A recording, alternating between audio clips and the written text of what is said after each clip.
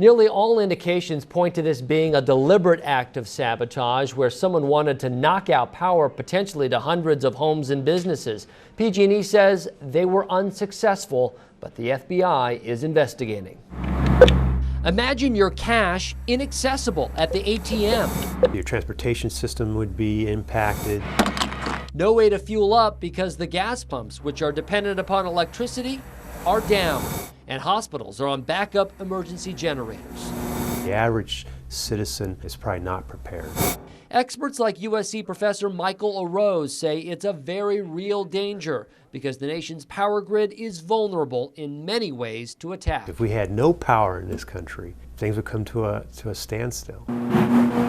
And break-ins like the one at a Bakersfield substation expose just how quickly and easily it can be done.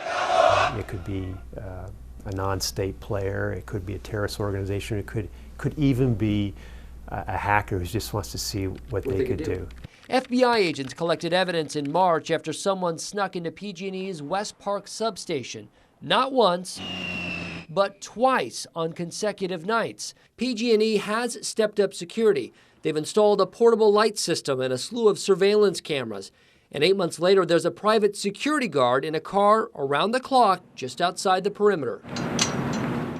PG&E officials would not be interviewed on camera or tell us how many people are served by the West Park substation, but the company indicates a guard was on duty the night of the break-in.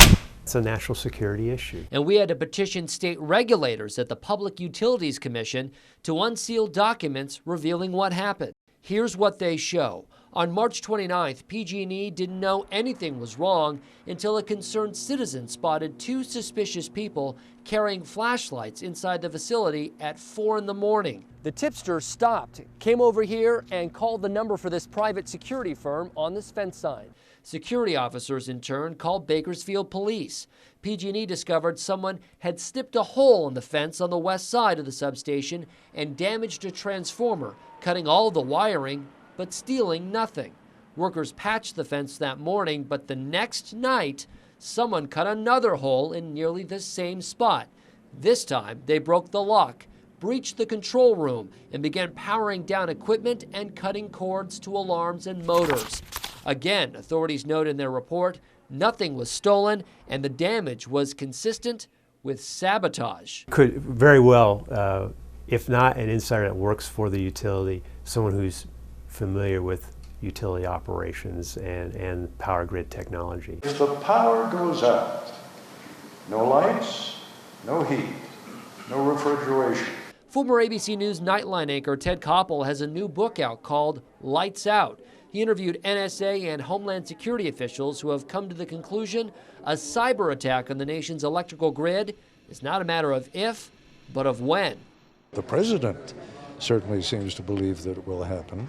Former directors and current directors of the NSA believe it's going to happen. If you think it seems far-fetched, just last year, the U.S. says North Koreans launched a cyber attack on Sony. They caused a lot of damage, and we will respond. And in April 2013, someone using a rifle shot out 17 transformers during an assault on a PG&E substation outside San Jose.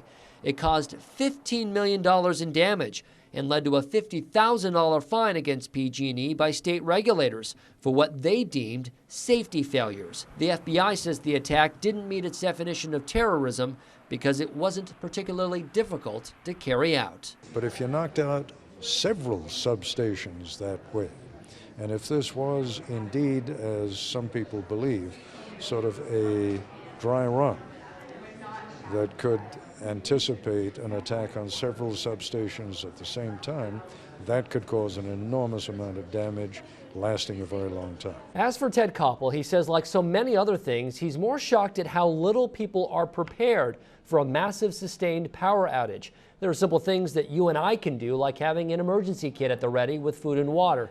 Koppel talked about all this at the University of Utah this month. To see more of our interviews for this story, go to our website, KernGoldenEmpire.com. In the newsroom, Kiyoshi Tomono, 17 News.